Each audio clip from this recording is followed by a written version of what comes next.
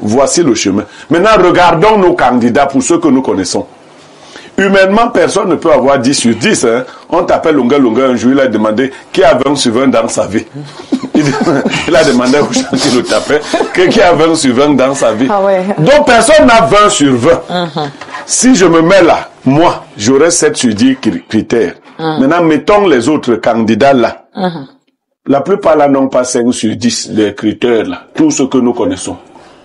Il nous faut donc rechercher des candidats qui commencent à 7 à montant. Mais ceux que nous connaissons là, sur les 10 là, personne n'a 5 sur 20, sur 10. Aucun candidat. Ouais, sur ceux qui se sont déjà présentés. D'accord. Il n'y a personne là qui a 5. Si quelqu'un dit là qu'il a 5. Mon président, le président du PCRN a plus de 5. Ah bon? Oui. Moi, j'ai dit. Est-ce que ça s'adresse aux croyants, n'est-ce pas, de l'église catholique, puisqu'on parle des évêques de l'église catholique, ou alors à l'ensemble des citoyens camerounais? Ce message, le message des évêques parle à tous les Camerounais parce que lorsqu'on lit les 10 critères qui sont là, on comprend que ce sont les mots qui dérangent les Camerounais depuis des années. Aucun Camerounais ne peut dire qu'il ne se sent pas indexé par ces critères-ci parce que nous souffrons tous. Il faut bien qu'on comprenne une chose. Lorsque tout va mal, le peuple se réfugie vers l'église. C'est pour ça que vous allez voir que les églises sont de plus en plus pleines. Oui, mais est-ce que c'est véritablement le rôle de l'église? Parce qu'il faut le dire, le peuple est censé se réfugier vers, on va dire, les maires, vers les députés qui sont porte-parole. Au Cameroun, n'est-ce pas? Oui, en principe. Parce que à ce moment-là, on aura l'impression que le peuple, les populations vont beaucoup plus s'identifier aux hommes d'église qu'à ceux qui sont censés être leurs représentants de l'Assemblée nationale et voilà. Je pense que vous blaguez lorsque vous dites que les Camerounais peuvent se réfugier vers les maires et les députés. Comment ça, Julien? C'est la loi. Attends, est-ce qu'au Cameroun, il y a un Camerounais qui n'est pas conscient qu'on a fait des lois, des loisirs, on a transformé des lois en loisirs au Cameroun? C'est vous qui le dites. Lorsque, par exemple, on parle, les évêques ont parlé là de la gestion efficace de l'économie, nous avons combien de cheval blancs au Cameroun? Et d'éléphants blancs, je veux dire, au Cameroun. Nous avons combien de projets au Cameroun que s'il fallait seulement regarder, le Cameroun s'est transformé en un pays de maquettes. On a maquette sur maquette, mais pas de réalisation. Donc, à un moment donné, et ça, ça touche toutes les classes sociales. Bon, peut-être pas ceux qui sont derrière cette économie catastrophique parce qu'on roule dans les voitures où on ne ressent pas les trous, les vitres sont fumées, on ne voit pas des poubelles. En fait, eux, ils vivent dans leur monde à eux.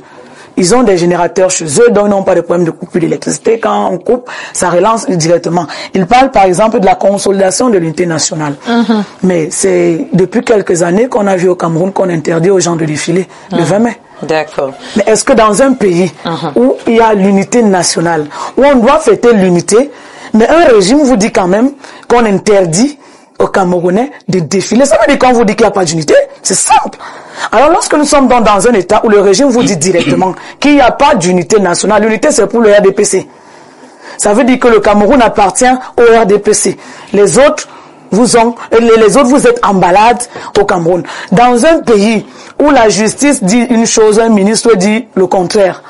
Mais vous pensez que, comment est-ce que les gens doivent rester tranquilles? Donc ces évêques ont observé cela. Ces évêques ont écouté les cris des chrétiens qui ont dit que, mais où va le Cameroun? Et ils ont donc décidé de dire aux chrétiens, au lieu de crier, au moment où il va falloir choisir celui qui va vous diriger, voilà les critères sur lesquels vous devez vous appuyer pour choisir celui qui va vous diriger. Ce n'est que normal. Et d'ailleurs, à écouter notre compagnie du RDPC, nous tous sommes convaincus, nous comprenons bien qu'on ne parle pas là du président actuel, ni des... Bon, sauf si le RDPC va nous sortir... Vous semblez connaître déjà le candidat qu'on est en train de décrire. Mais lorsqu'on décrit, j'ai déjà que je vous ai parlé de l'économie. Madame, lorsque vous dites non, est-ce que l'économie va bien?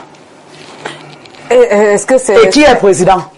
Attendez, ça ne fait pas de lui un mauvais président. Mais ça fait de lui un mauvais président. Parce que dans un président où on paye 18, comment on paye 18 000 au Camerounais, ça veut dire qu'il faut, vous allez dire qu'il n'est pas, peut-être lui il est un bon président. Qui est mauvais? Pourquoi le pays va mal? C'est pas lui qui est mauvais président. Camerounaise. Ah, mais qui est comptable de cette mentalité? Ça commence dans les foyers. Non! Le poisson pourri par la tête. Il faut bien que nous puissions comprendre cela. D'accord, le poisson pourri par la tête.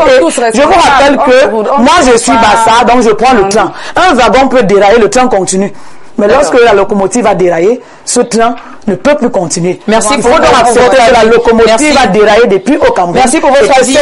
On va poursuivre. Ne ressemble pas voilà, au on va président passer, actuel. merci, on va passer la parole justement à Pierre Blériot-Niemek pour la suite de ce débat. Vous allez tout de suite revenir, ne vous inquiétez surtout pas, madame. Est-ce que nous pouvons donc nous attendre, parce que là, voilà, elle semble justement encourager et comprendre, expliquer, n'est-ce pas, positivement cette sortie et cette description du candidat idéal pour les évêques. Est-ce que voilà, à cette allure, on devrait donc pas s'attendre à une vague de portraits, notamment le portrait robot des imams, des églises de réveil et même des journalistes. Tout le monde devrait finalement dresser son portrait robot. D'accord. Si on s'en tient au portrait robot sans voir qui l'a dressé, qu'est-ce qu'on reprocherait au portrait robot? Si on s'en tient au portrait robot en lui-même, sans voir... Oui, sans voir qui l'a fait, qu'est-ce qu'on lui reproche à lui? Pas grand-chose, honnêtement. Oui, ce sont quand même de bonnes valeurs. Pas grand-chose. Qui ne veut pas les choses qui sont dans le portrait robot là? Personne, tout le monde veut. Non, tout le monde veut. Laissons donc le bébé, versons l'eau du bain. Vous voyez? Versons le bébé dans la bassine. Oui, mais ne versons pas le bébé avec l'eau du bain. Vous comprenez ça? Le portrait est beau. Celui qui l'a dressé n'est peut-être pas aussi beau que ça. Ça veut dire que moi, si on me demande de choisir un évêque comme candidat, il n'y a aucun évêque que je vais choisir. Oui. Eux-mêmes ne répondent pas à ceux, ils n'ont pas ce bien sûr. Les évêques eux-mêmes qui bien sûr, comprenez bien ce que je veux dire. ce que j'ai dit, mais ils peuvent donc nous donner la voix sans être la voix eux-mêmes. On est d'accord? Oui, ils ont donc donné une belle voix. Tenons-nous-en à la voie qu'ils ont tracée sans regarder qui l'a tracée. Parce que si vous demandez, dans ma langue on dit, si vous demandez le chemin, et un fou vous montre le chemin, ne refusez pas le chemin parce qu'il vous a été montré par un fou. Vous deviendrez fou en allant suivre un faux chemin. Voici le chemin. Maintenant, regardons nos candidats pour ceux que nous connaissons.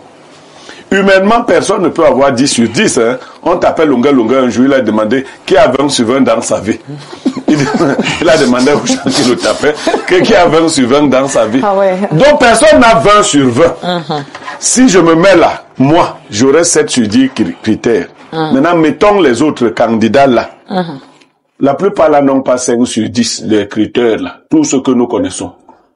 Il nous faut donc rechercher des candidats qui commencent à 7 à montant. Mais ceux que nous connaissons là, sur les 10 là, personne n'a 5 sur 20, sur 10. Aucun candidat. Ouais, sur ceux qui se sont déjà présentés. D'accord. Il n'y a personne là qui a 5. Si quelqu'un dit là qu'il a 5. Mon président, le président du PCRN a plus de 5. Ah bon? Oui. Moi, chacun parle avec sa bouche, non? Est-ce que moi, je parle avec elle est du PCRN. Elle dit avec sa bouche.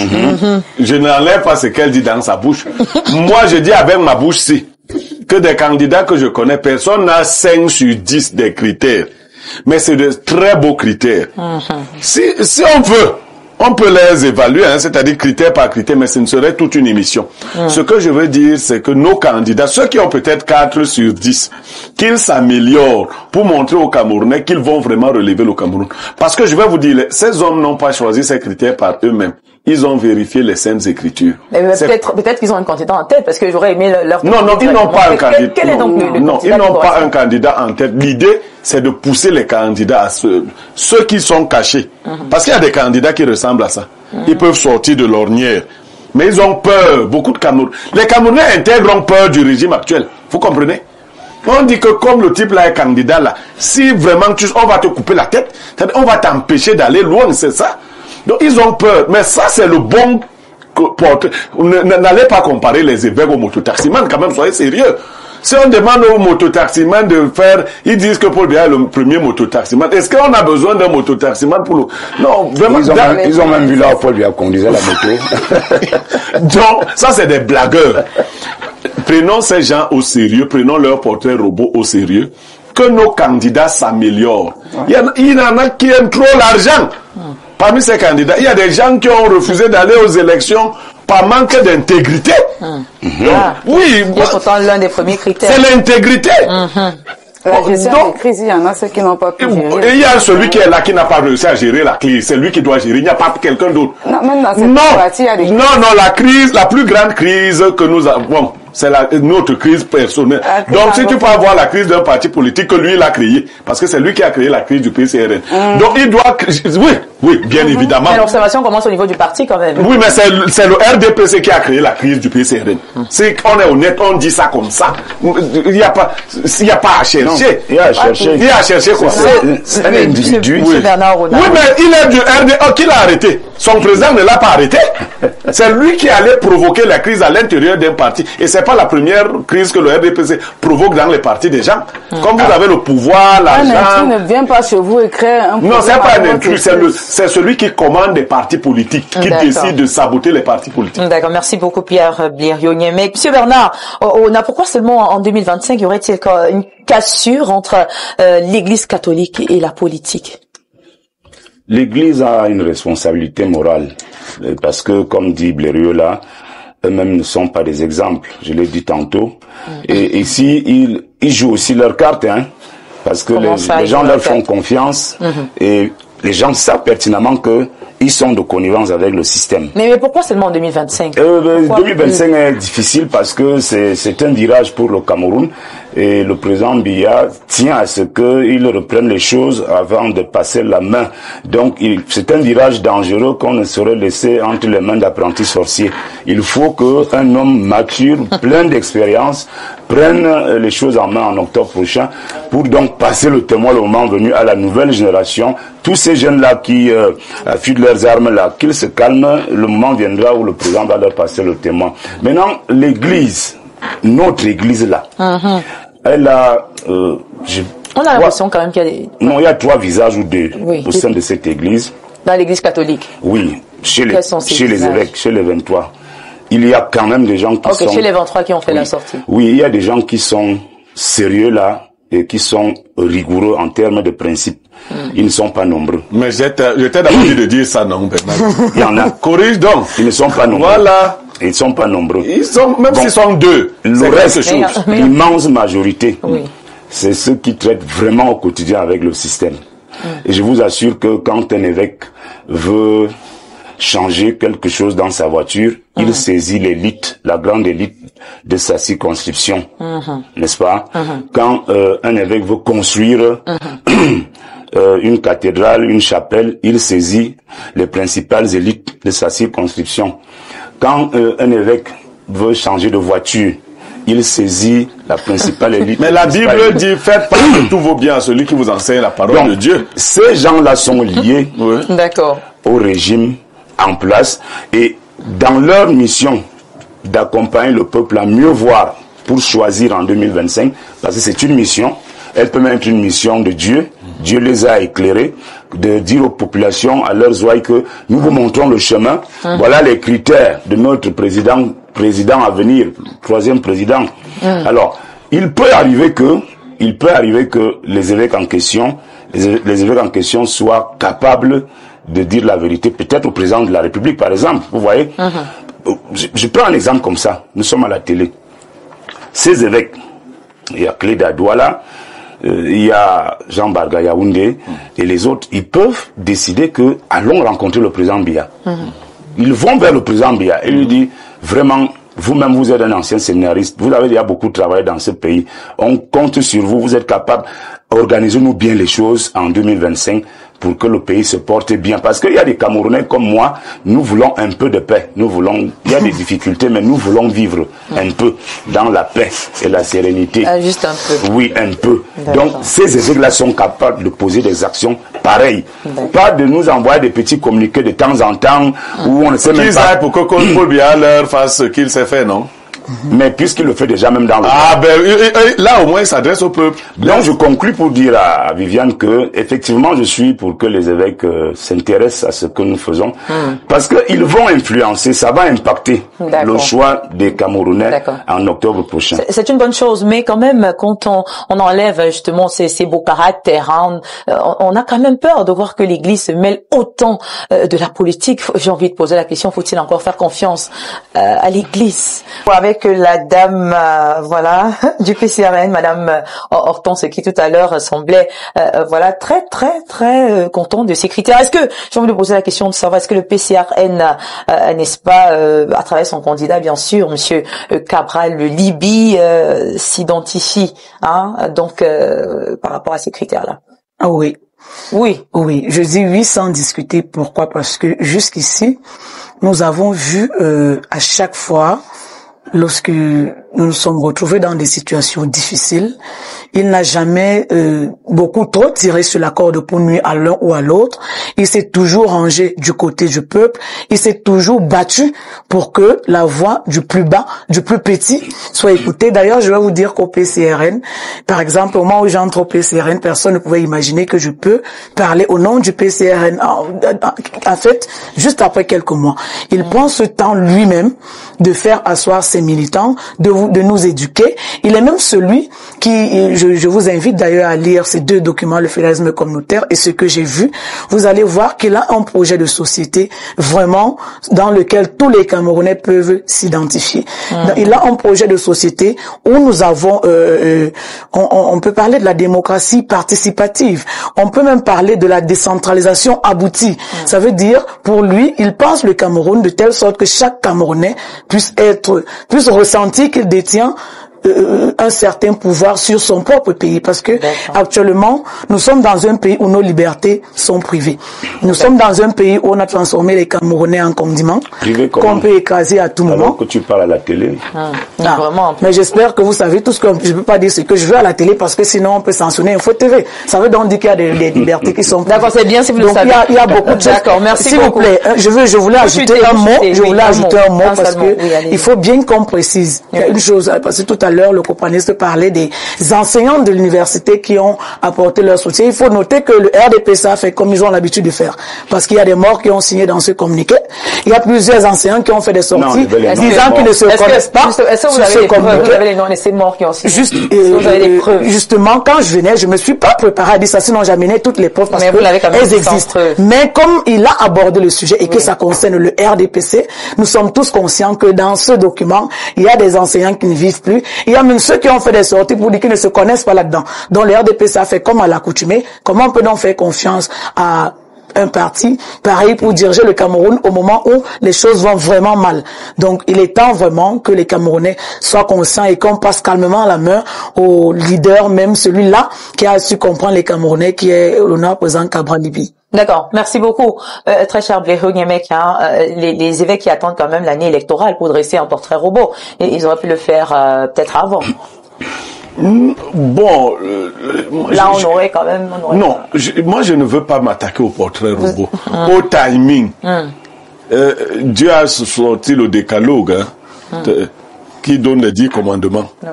Mais c'est un moment de l'histoire. Pourquoi on ne dit pas qu'il aurait pu sortir ça même avant, quand il a créé Adam et Ève, ça n'existait pas. C'est avec Moïse qu'il est venu sortir ça. Vous savez combien d'années depuis Adam et Ève jusqu'à Moïse?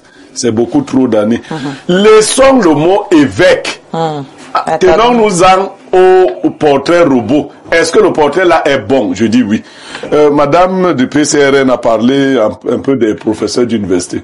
Moi, je peux comprendre qu'un mototaximan dépité disent que Paul Biya est le premier mototaximan et qu'il veut que Paul Biya soit réélu. Moi, je peux pas comprendre qu'un enseignant d'université dise ça. Faut laisser les Bernard Ona qui font de la politique et autres dire ça. Il faut pas citer les noms des enseignants qui se rétractent. Il faut citer les noms des enseignants qui ont osé dire cela. C'est eux qu'il faut exposer pour qu'on voit qu'on peut former un individu, il devient professeur d'université et il fait des choses comme ça. C'est eux qu'il faut exposer. Quand les Bernard Ona font ça, eux ils sont dans la politique. C'est pas sérieux.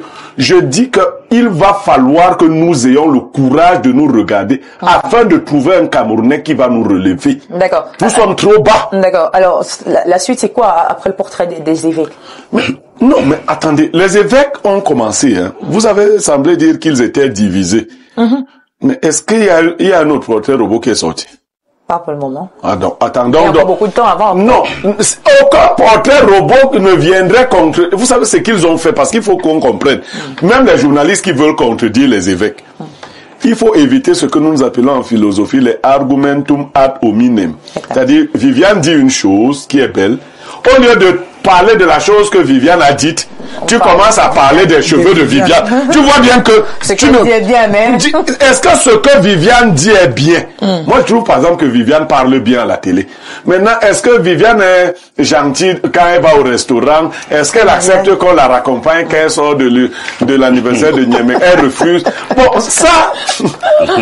ça sont des balles, là. Non, je veux dire que ça, c'est une chose qui ne te plaît pas, mais ne dis pas que Viviane ne parle pas bien à la télé. Donc, il faut bien que les gens distinguent. Dans les journaux qu'on va mettre la contribution pour frapper les évêques, enseigner à ces journalistes-là que les argumentum ad hominem n'ont pas d'efficacité. Vous allez parler des évêques avec légèreté, parler du contenu de ce qu'ils ont dit. Merci beaucoup.